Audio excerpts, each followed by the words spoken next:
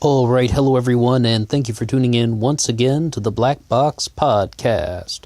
BBOR, Black Box Online Radio. Now, at least once a week here on this channel, hopefully we're going to be doing a question and answer session where I read off some of your comments and we have a little bit of a discussion. Today's case is all about the Maura Murray case, the disappearance of Maura Murray in 2004.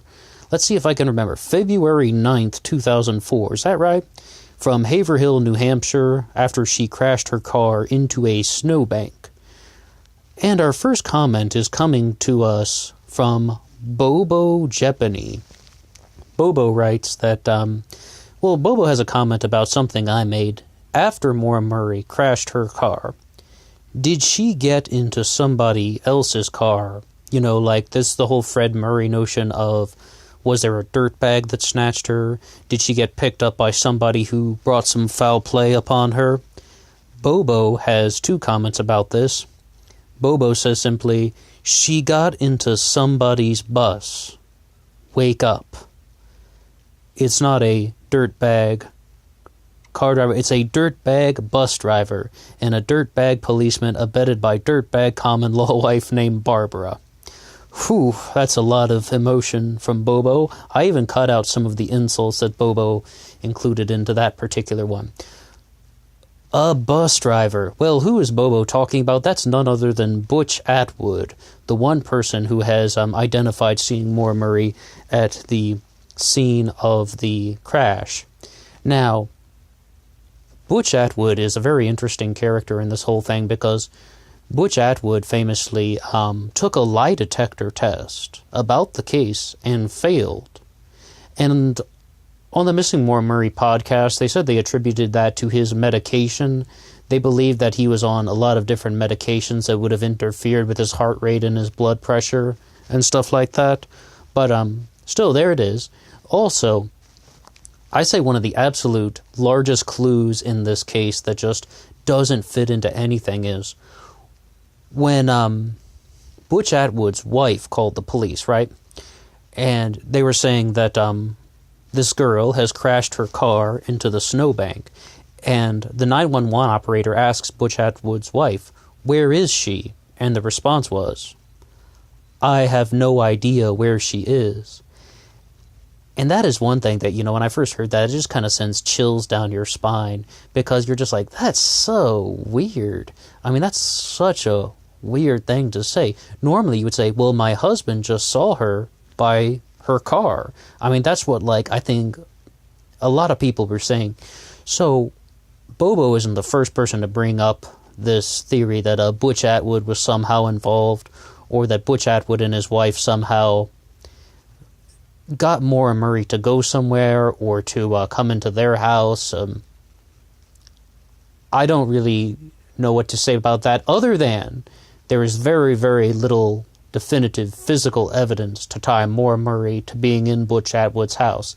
Yes, he did fail a polygraph test, but you know, people have looked at that as sort of another plausible reason. And let's also bear in mind, Butch Atwood has passed away now. We can't ask him just what happened. He is no longer with us. And the only other comment to make, just to reiterate the first comment, I'd say there is practically no physical evidence that Maura Murray was ever in Butch Atwood's bus or ever in his house. But there is the comment all the same from Bobo. Thank you for commenting. Now our next one comes to us from Sinister Podcast. And I read off this one on the first ever Q&A thing that I did, but I want to repeat it anyway because I think it's a very good thing that Sinister Podcast has said. I'm a Canadian boy, been in the woods and a lot of snow. There is no way that a girl is going to go in the woods alone when you can't see your hand beyond 6 inches away from your face. That is frightening. Well, one of the big things that we have to say about that is, first of all, Maura Murray was not, just a little girl. She was a 21-year-old young woman. And the second thing is, nobody found any footprints leading from the crash site into the woods And Maura would have been aware of that, even in a distressed state of mind. She would have known that if you walk in the snow, you're going to leave footprints. So what is she going to do? She walks down the road.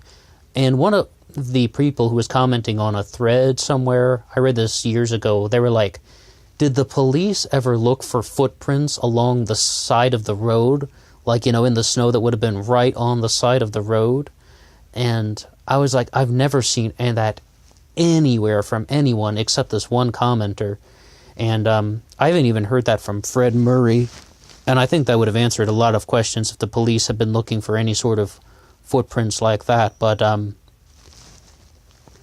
Sinister Podcast raises the big point, though.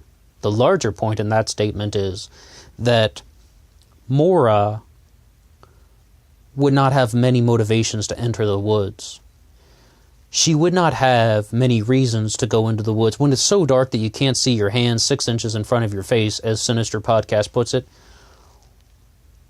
what would be the motivation for somebody to do that? And that's how we've really broken this down into two possibilities. Either she got into somebody's car, or one of the big theories is that she started running, because Maura Murray was a cross-country runner.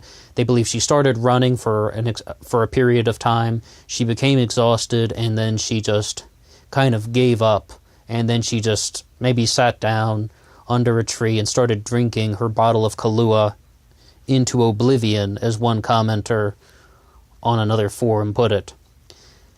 I'd say that both of those are very likely. However, if Maura did go into the woods at all, not a single scrap of her clothing, her backpack, the bottle, any physical evidence, like not even a shoe, not to mention skeletal remains, have never been recovered.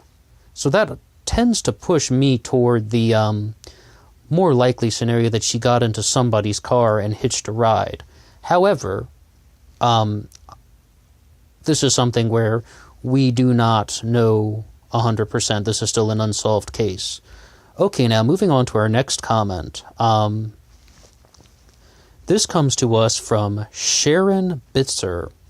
This was on my upload called Maura Murray and the Media, when I made some comments that I was saying that the people who were promoting this case, such as that one guy who I don't mention by name, but he wrote a book called True Crime Addict, as well as Lance and Tim of the Missing Maura Murray podcast, were promoting some theories that were intentionally bogus, so just to get some,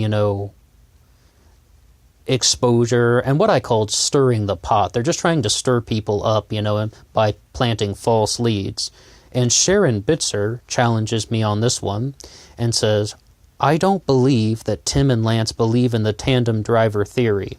All they were doing was to give that author, who we don't mention by name, a platform to lay out his ideas. They look into all theories.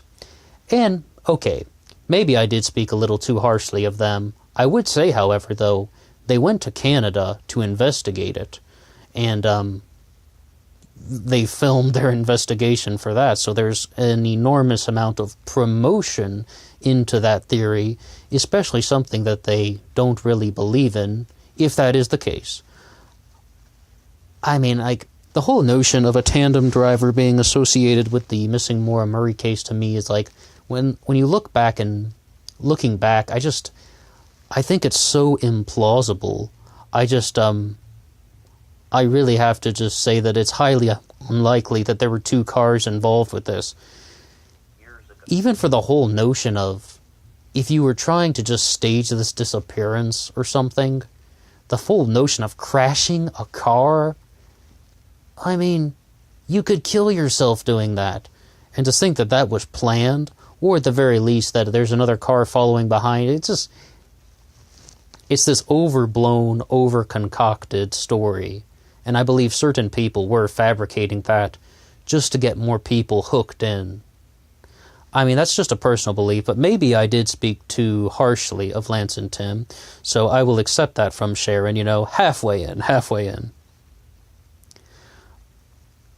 Okay, now, this one comes to us from Natty Bats. Naty, I hope I'm pronouncing that correctly, Natty.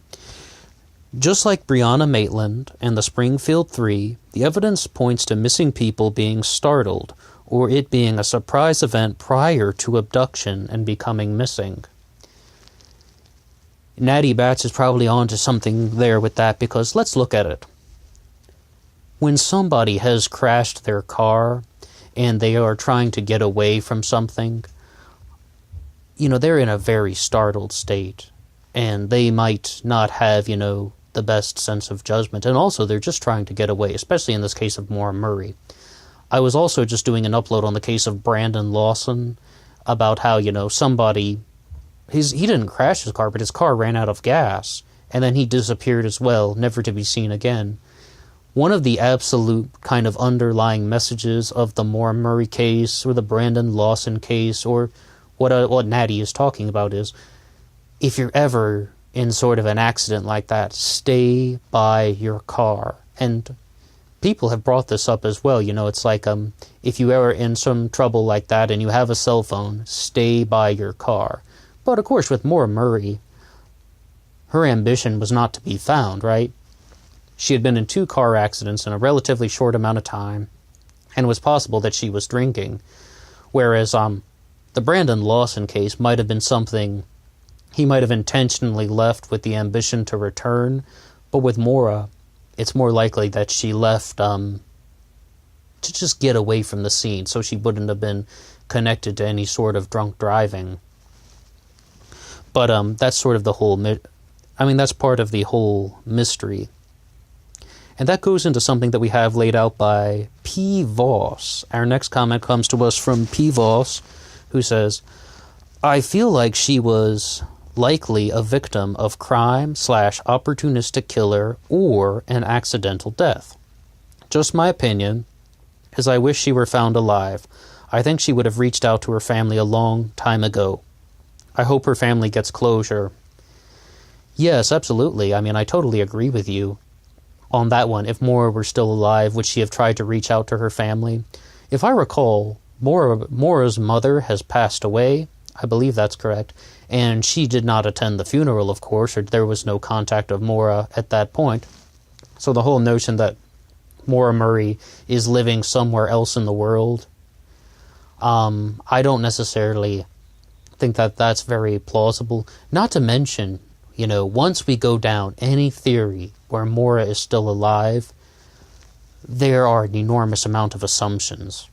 The family has openly said they're 99% certain that she's dead, and I think a lot of the theories revolving around Maura Murray still being alive involve the Patrick Vassy hit, which has now been almost practically eliminated by all sort of researchers. Particularly the work of John Smith is very detailed into that, but it's like a lot of people were really centering on the fact that, Maura hit Patrick Vassy and she had to get away from the area, and that she was waiting out the statute of limitations on the hit and run, and that she was in another country, most likely Canada. Well, that's been pretty much kind of, either you could call it debunked, or people have found contradictory evidence in favor of that. And even the time frame alone for Maura to get from her job, to take a short drive and just to get back within that 15-minute window, it's very, very unlikely that Maura was involved with the Vassy hit. But if it, I'm always open to new evidence, always open to correction. Okay, well, that's going to come to an end of our very concise Q&A session on the case of Maura Murray. And if you have anything to say at all, please leave a comment as well in the comments section below. And also on this channel, over the next 2 months, hopefully I'm going to be starting a deep dive podcast segment where we devote 1 or 2 days a week to covering the same case, and really try to go deep and get a lot of information and cover a subject thoroughly. So if you have anything to say at all about a suggestion of something you'd like to hear, please also give your suggestions in the section below.